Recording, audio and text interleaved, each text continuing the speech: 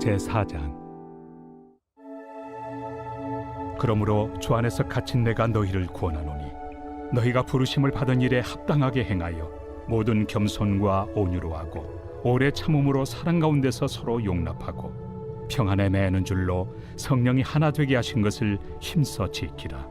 몸이 하나요 성령도 한 분이시니 이와 같이 너희가 부르심의 한 소망 안에서 부르심을 받았느니라. 주도 한 분이시요 믿음도 하나요 세례도 하나요 하나님도 한 분이시니 곧 만유의 아버지시라. 만유 위에 계시고 만유를 통일하시고 만유 가운데 계시도다. 우리 각 사람에게 그리스도의 선물의 분량대로 은혜를 주셨나니 그러므로 이르기를 그가 위로 올라가실 때 사로잡혔던 자들을 사로잡으시고 사람들에게 선물을 주셨다 하였도다.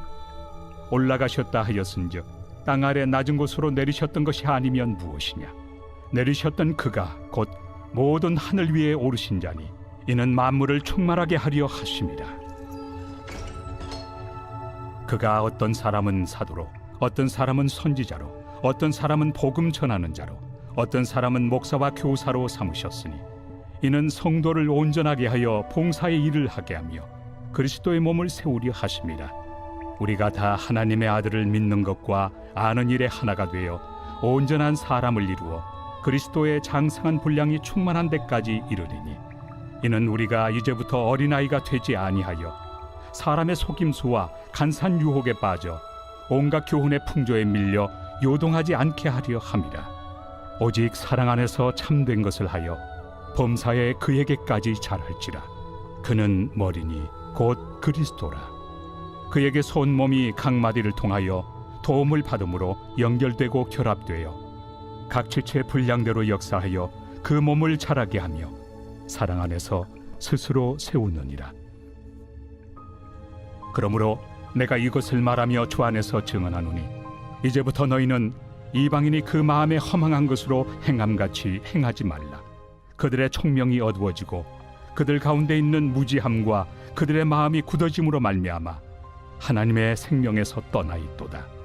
그들이 감각 없는 자가 되어 자신을 방탕에 방임하여 모든 더러운 것을 욕심으로 행하되 오직 너희는 그리스도를 그같이 배우지 아니하였느니라.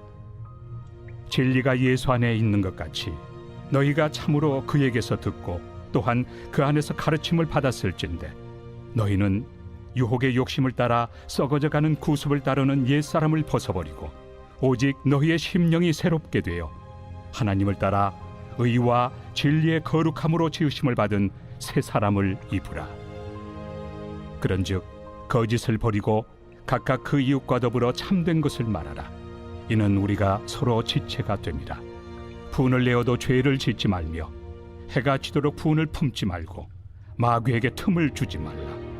도둑질하는 자는 다시 도둑질하지 말고 돌이켜 가난한 자에게 구제할 수 있도록 자기 손으로 수고하여 선한 일을 하라.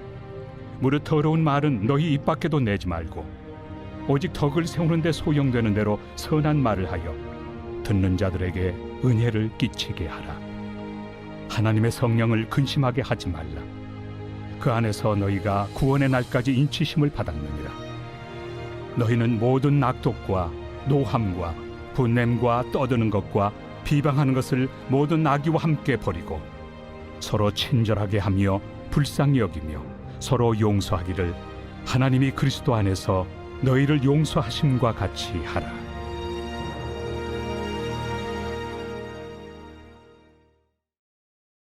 오늘 우리에게 주시는 하나님의 말씀은 에베소서 4장입니다. 먼저 4장 1절의 말씀을 읽겠습니다. 그러므로 주 안에서 갇힌 내가 너희를 권하노니 너희가 부르심을 받은 일에 합당하게 행하여. 아멘. 4장은 그러므로라는 접속사로 시작하고 있습니다. 바울 서신을 읽을 때 그러므로라는 말이 나오면 항상 앞에서 어떤 말씀이 있었는지를 생각해야 합니다. 그러니까 그러므로라는 말은 바울이 1장부터 3장까지 전한 말씀을 너희가 이해했다면 그런 뜻이지요. 그러면 1장부터 3장에 무슨 내용이 있었지요? 하나님께서 그리스도 예수 안에서 바울에게 깨닫게 하시고 또 예배소 교인들에게 전한 하늘에 속한 모든 신령한 복, 곧 측량할 수 없는 하나님의 은혜의 선물인 구원에 대한 내용이 있었습니다. 그리고 그 구원으로 유대인들과 이방인이 함께 예수 그리스도의 몸된 교회가 되었다는 내용이 있었습니다. 이제 그 내용을 근거로 4장부터 6장까지 바울의 권면 부분, 다시 말해 적용 부분이 시작되고 있는 것이지요. 그래서 에베소서는 크게 두 부분으로 나누면 1장부터 3장까지 하나님이 우리에게 주신 은혜가 무엇인지를 설명하는 교리적 부분과 4장부터 6장까지 그러면 그 은혜를 입은 우리는 어떻게 살아야 할 것인가 와 같은 삶의 실천적 권면 부분으로 나눌 수 있습니다. 여기에 우리 신앙생활에 중요한 원리가 있는 것 같습니다. 바로 우리의 신앙에 그러므로가 있는 신앙생활이냐는 것이지요. 다시 말해 믿음과 삶이 분리될 수 없다는 것입니다. 여러분이 1장부터 3장의 내용을 정말 이해하고 깨달았다면 또 진정으로 믿는다면 여러분은 반드시 4장부터 6장의 삶과 실천이 따라야 하는 것이지요. 오늘날 많은 사람들이 한국 교회가 도덕적으로 부패하고 문제가 많다는 이야기를 많이 하고 있는 것 같습니다. 저는 그 이유 중에 하나가 교회가 이 둘 중에 어느 하나를 더 강조하기 때문인 것 같습니다. 교회가 항상 이 두 가지를 균형 있게 전해야 하는 것이지요. 먼저는 우리가 무엇을 믿는지 그 믿음의 내용이 바르고 풍성하게 전해지는 것이고 그 다음엔 그 말씀에 따라 그 진리에 따라 어떻게 살아가야 하는지에 대한 구체적인 적용이 있어야 하는 것입니다. 그 다음에 주 안에서 갇힌 내가 너희를 권하노니 라는 말씀입니다. 지금 바울은 로마의 감옥 안에 있습니다. 왜요? 그가 이방인들에게 복음을 전했기 때문인 것이지요. 다시 말해 지금부터 하는 바울의 권면은 자신의 희생과 헌신으로 전한 이 복음이 헛되지 않도록 하기 위한 마음으로 전하는 말이었습니다. 너희가 부르심을 받은 일에 합당하게 행하여. 이 말은 너희가 받은 이 큰 구원에 합당한 삶을 살아가라는 것입니다. 그리고 나서 바울의 첫 번째 권면이 나오고 있습니다. 4장 2절로 3절입니다. 모든 겸손과 온유로 하고 오래 참음으로 사랑 가운데서 서로 용납하고 평안에 매는 줄로 성령이 하나 되게 하신 것을 힘써 지키라. 아멘. 여기에 4장에 큰 주제가 나오고 있습니다. 바로 교회의 하나됨입니다. 바울은 하나님께서 우리 각 사람을 교회로 부르신 가장 큰 이유는 바로 하나됨을 위해서라고 말합니다. 에베소서 1장 10절을 보면 하나님의 구원의 경륜, 곧 하나님의 구원 계획에 대하여 이렇게 말씀하고 있습니다.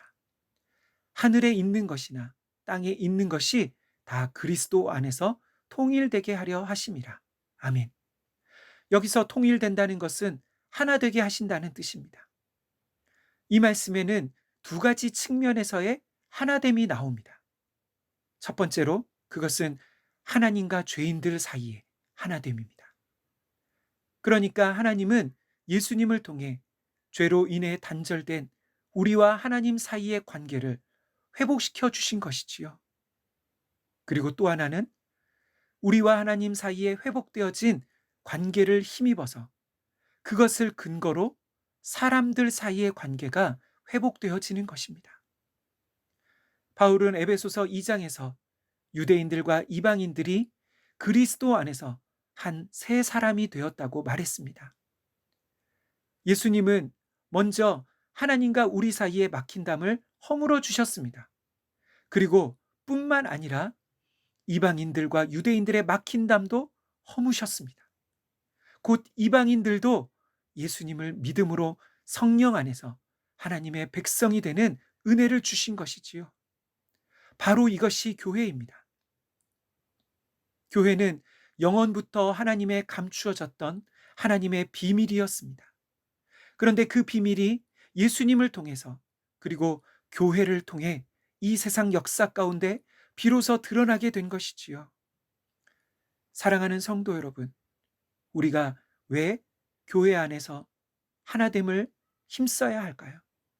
왜 우리가 모든 겸손과 온유로 또 오래 참음으로 사랑 가운데서 서로를 용납함으로 사랑하기를, 하나 되기를 힘써야 할까요? 그것은 예수님의 구속의 사역을 통해 우리 모두가 한 분 하나님을 섬기는 주님의 백성, 곧 예수님을 머리로 하는 그의 몸된 교회가 되었기 때문입니다. 그러면 우리가 예수님과 연합된 그의 몸이라는 것을 어떻게 알 수 있을까요? 그것은 우리의 몸과 비슷한 것 같습니다. 마치 우리의 몸이 어느 한 지체가 아프면 그 아픔을 온몸이 느끼게 되는 것이지요. 마치 손가락 하나만 베어도 그 아픔이 온몸에 느껴지고 전해지는 것처럼 교회 안에 누군가가 큰 슬픔과 고통을 당했을 때 나도 그 아픔이 느껴지는 것입니다. 그런데 만약 다른 누군가가 고통 가운데 있는데도 나에게 아무런 느낌이 없다면, 아무렇지도 않다면 그것은 어떻게 된 것일까요? 어쩌면 그것은 우리가 아직 한 몸이 되지 못했다는 증거인 것이지요. 마치 다른 나라의 교회와 선교사님들의 어려운 사정을 들었을 때, 북한의 지하교회 성도들을 생각할 때 우리의 마음도 아파야 되는 것입니다. 그것이 우리가 한 몸이라는 증거인 것이지요. 우리가 예수님과 연합된 한 몸이라는 증거입니다. 이렇게 교회는 하나됨이 중요합니다. 그런데 이 하나됨은 각 사람의 다양한 은사와 개성을 무시하는 획일적인 하나됨이 아닙니다. 그래서 이제 바울은 11절부터 교회의 하나됨을 이루는 다양성에 대한 말씀을 하고 있습니다. 11절로 12절입니다. 그가 어떤 사람은 사도로, 어떤 사람은 선지자로, 어떤 사람은 복음 전하는 자로, 어떤 사람은 목사와 교사로 삼으셨으니 이는 성도를 온전하게 하여 봉사의 일을 하게 하며 그리스도의 몸을 세우려 하심이라. 아멘. 여기서 교회에 여러 직분이 나오는데요. 중요한 것은 누가 이 직분을 주셨느냐입니다. 그가 바로 교회의 머리 되신 주인 되신 예수님께서 각 사람에게 이 직분을 맡겨 주신 것입니다. 왜요? 이는 성도를 온전하게 하여, 다시 말해 이 직분을 감당할 수 있도록 준비시키시고 훈련되어서 결국엔 그리스도의 몸인 교회를 세우게 하기 위함입니다. 그리고 나서 13절부터 16절까지는 교회의 성숙에 대하여 말씀하고 있습니다. 여기서 바울이 말하는 성숙은 개인의 성숙뿐만 아니라 공동체의 성숙도 함께 말하고 있습니다. 그러니까 바울은 교회의 하나됨을 힘써 이루어가는 것은 동시에 머리 대신 그리스도의 장성한 분량에까지 성숙해가는 과정이라고 말씀하는 것이지요. 저는 이것이 교회의 첫 번째 사명인 것 같습니다. 예수님은 무엇보다 교회의 복음 전파의 사명을 주셨습니다. 그러면 교회가 세상에 믿지 않는 사람들에게 복음을 전파하는 방식은 어떻게 하는 것일까요? 그것은 먼저 교회가 교회답게, 성도가 성도다운 삶을 살 때 가능한 것입니다. 교회가 분쟁하고 세상 법정에서 소송하며 온갖 윤리적 타락으로 부패하면서 그래서 세상과 다를 바가 없는데 어떻게 세상 사람들에게 교회를 보라고, 교회에 오라고 말할 수 있을까요? 그래서 우리의 사명은 먼저 우리 자신이 성숙하게 되는 것입니다. 머리 대신 예수님을 더욱 닮아가야 하는 것이지요. 한국교회의 많은 문제는 그 신앙의 수준이 어린아이에 머물러 있기 때문인 것 같습니다. 오랫동안 예수를 믿어도 세상 사람들과 같이 온갖 이 세상 풍조를 따라 살아가는 그런 사람들이 많은 것이지요. 사랑하는 성도 여러분, 우리의 신앙과 삶이 날마다 자라가기를, 변화되어 가기를 간절히 소망합니다. 어린아이에 머물러 있는 미성숙함을 벗어버리기를 소망합니다. 마지막으로 바울은 이러한 성숙에 대하여 두 가지 모습으로 표현하고 있습니다. 그것은 옛사람을 벗는 것과 새사람을 입는 것입니다. 옛사람을 벗는다는 것은 과거에 예수 믿기 전의 가치관, 그리고 이 세상 풍조를 따라 살았던 옛 삶의 방식을 바꾸라는 것이지요. 그리고 새 사람을 입어야 합니다. 그리스도 안에서 새롭게 된 정체성, 그것을 따라 새로운 삶의 방식으로 살아가라는 것이지요. 그런데 많은 사람들이 예수를 믿고 난 이후에도 옛사람을 벗지 않고 새 사람을 입으려 하거나 옛사람은 벗으려 노력하지만 새 사람은 입지 않는 그런 신앙생활을 하는 것 같습니다.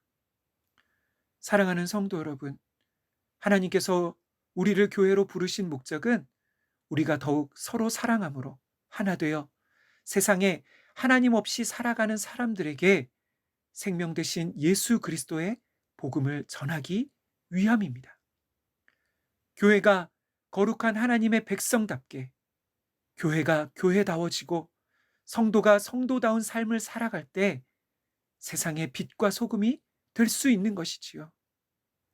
이를 위해 날마다 더욱 그리스도의 장성한 분량에 이르기까지 성장해 가는 저와 우리 모두가 되시기를 간절히 소망합니다. 아멘.